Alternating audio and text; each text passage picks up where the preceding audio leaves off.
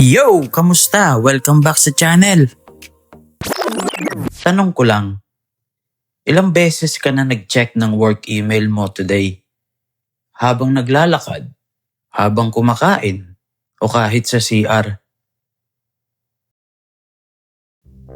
Langya, pati sa banyo hindi ka mabakali. Sa madaling sabi, may problema tayo sa work-life balance. So today, pag-usapan natin yung topic na lahat tayo affected. Pero walang gustong pag-usapan kasi baka ma-flag tayo ng HR. May work-life balance pa ba sa panahong ito? At bago ka mag-comment ng wala na, finish na, panoorin mo muna hanggang dulo kasi may plot twist to. Hindi ito yung typical motivational chuchu na you can do it. Ito yung real talk, yung tipong iinom tayo ng kape, sabay iyak. So click nyo na yung subscribe button, hit that notification bell, at samahan nyo ako dito sa madaling sabi sa journey na to. Nung bata ako, at alam kong matanda na akong pakinggan pero bear with me ha. Simple lang ang buhay ng mga working adults. Yung tatay ko, umaalis ng bahay alas 6 ng umaga. Umuwi din siya ng alas 6 ng gabi. Pagdating sa bahay, tapos na ang trabaho niya. Walang sunod-sunod na notifications. Walang, "Sir, pasensya na po sa abala messages." Na ang totoo, 3 hours kang mag-aantay ng reply kasi nagtatype pa sila ng mahahabang explanation kung bakit hindi nila nagawa yung trabaho. Yung landline phone sa bahay, pang emergency lang yun. Hindi yan ginagamit para sa, "Boss, pwede po ba i-clarify yung sinabi niyo kanina?" Ngayon, heto tayo. Gabi na, nakahiga ka na, nakapadyama na, naka-face mask pa nga kasi self-care daw. Tapos biglang may 3 notifications, sunod-sunod. "Good evening po. Pasensya na po sa abala. Pwede po ba magtanong?" Langya. Alam mo namang kapag nag-sin ka, responsibilidad mo nang sumagot. Pero kapag hindi ka nag-sin, bukas sasabihin sa'yo ng boss mo, "Nakita mo ba message ko sa'yo? Bakit hindi ka sumagot?"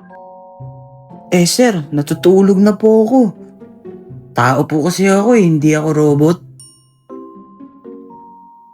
At ito pa yung nakakatawa o nakakaiyak. Depende sa perspective mo. Lahat ng bagay ngayon, urgent. Lahat, ASAP. Need this ASAP po. Kahapon mo lang inassign tapos ASAP agad. So ano ba talaga ang work-life balance?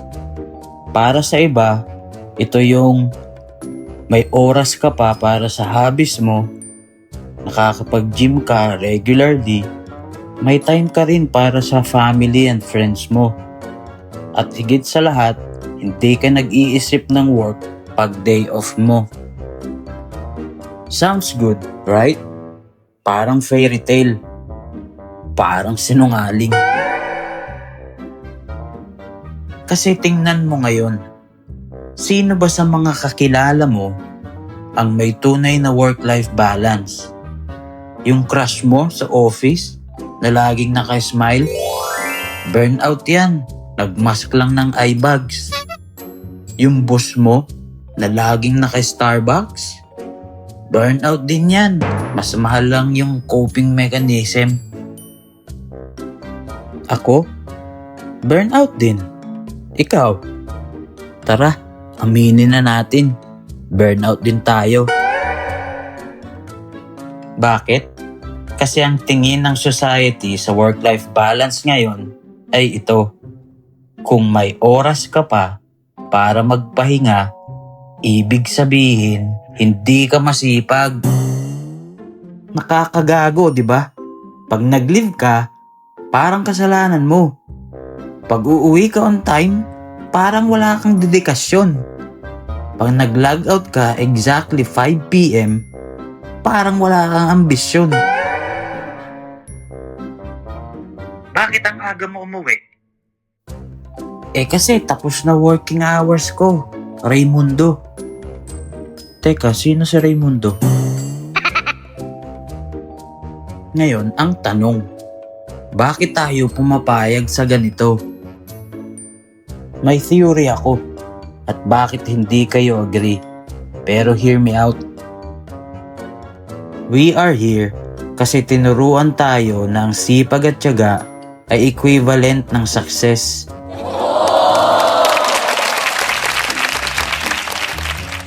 At in some ways, totoo naman yan.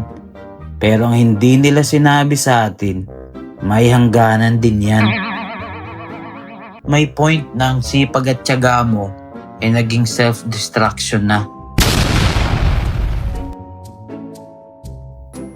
Isipin mo, you wake up, check email. Habang nagbe-breakfast, check email. Habang nagko-commute, check email pa rin. Whole day sa office, work, uwian na. Check email ulit habang nagko-commute pa uwi. Dinner time, boss nag-message. Kailangan sumagot. Bago matulog, last check ng email. Tapos pag weekend, mag-iisip ka, buti na lang, Friday na bukas. Teka lang, Friday pa lang pala ngayon. Lang yang cycle yan. Parang ewan. At alam mo yung mas nakakalungkot? Ginawa na nating normal yung ganito. Ginawa na nating personality trait yung pagiging busy. Ang busy-busy mo naman. Oo, busy ako.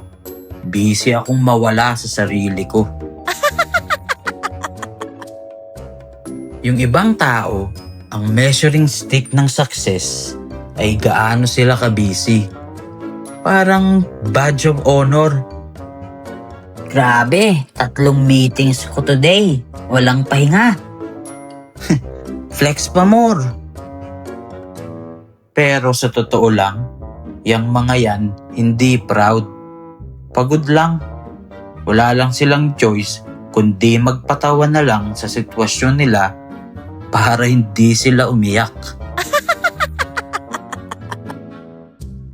At ito yung parte na kailangan nating tanggapin. Walang kumpanya na magbibigay sa'yo ng work-life balance. Wala. Kahit may wellness program sila, kahit may mental health day, lahat yan PR lang.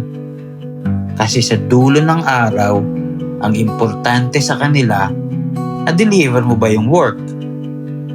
Ikaw na bahala sa sarili mo. So anong ginagawa natin para ma-cope?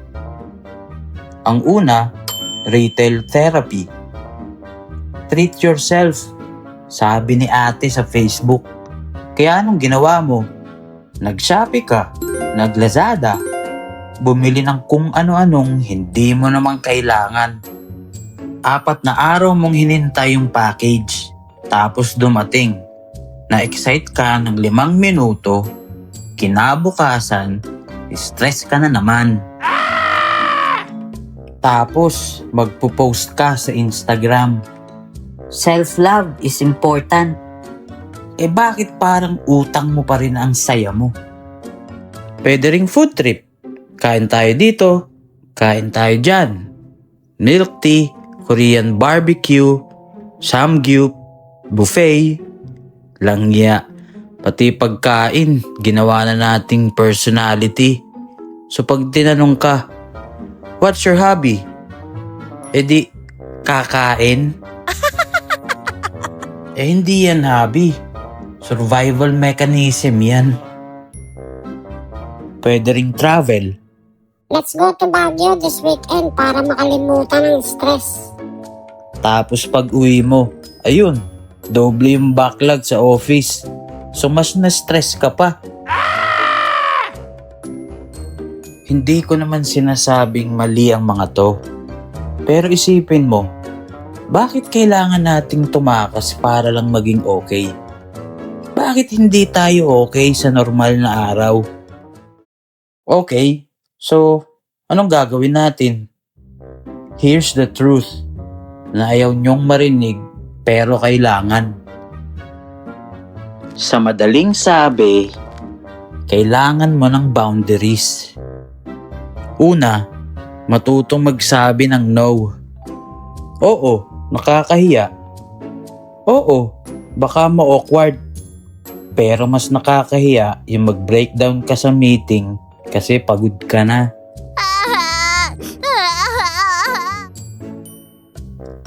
Sorry, hindi ko na kaya ngayon. Can we move this deadline? I need to log out on time today. Subukan mo lang. Hindi ka naman mamamatay eh. Pangalawa, set boundaries. Ipaglaban mo. After work hours, huwag kang mag-reply ng email. Huwag kang sumagot ng messages. Maliban na lang kung life and death emergency. Kasi kapag lagi kang available, lagi ka nilang tatawagan. Matik yan. Ang pangatlo, tanggapin mo na hindi mo kayang gawin lahat. Yung I can handle this mentality. Naku, toxic yan. Hindi mo kailangan maging hero. Di ka naman si Batman eh. At ang huli sa lahat, mag-invest sa sarili mo. As in, literal. Pero hindi ko naman ibig sabihin na bumili ka ng mamahaling sapatos. Ang ibig kong sabihin, matulog ka ng maayos, kumain ka ng tama, mag-exercise ka, at lalo sa lahat, makipag-usap ka naman sa mga tao dyan sa bahay nyo. Yung mga bagay na libre o mura lang pero nakakatulong talaga. Kasi alam mo yung pinakamasakit na realization? Walang magsasabi sa libing mo na, Wow, ang sipag niyo. Perfect attendance. ang sasabihin lang sa'yo, Sana nag-enjoy siya. so, ang tanong ulit, may work-life balance pa ba sa panahong ito? Sa madaling sabi, meron. Pero, hindi siya ibibigay sa'yo. Kailangan mong kunin. Kailangan mong ipaglaban. At kailangan mong tanggapin na may mga taong hindi ka maiintindihan. At okay lang yun. Kasi sa huli, ikaw lang naman ang may pake sa buhay mo. So guys, yan lang muna sa ngayon dito sa Madaling Sabi. Sana nag-enjoy kayo at higit sa lahat, sana nag-isip din. Drop your thoughts sa comments. Ikaw, kung tatanungin ka ngayon, may work-life balance ka ba? At anong ginagawa mo para makuha yun? Don't forget to like, subscribe, and hit that bell. Kita-kits tayo sa next video dito sa Madaling Sabi. Sige, pahinga muna tayo. Langya, deserve natin yan. Wait lang pala, may sasabihin lang ako. Meron nga pala akong ginawang video tungkol sa ang alamat ng Lunes. Kung bakit lahat tayo bad trip pag Lunes.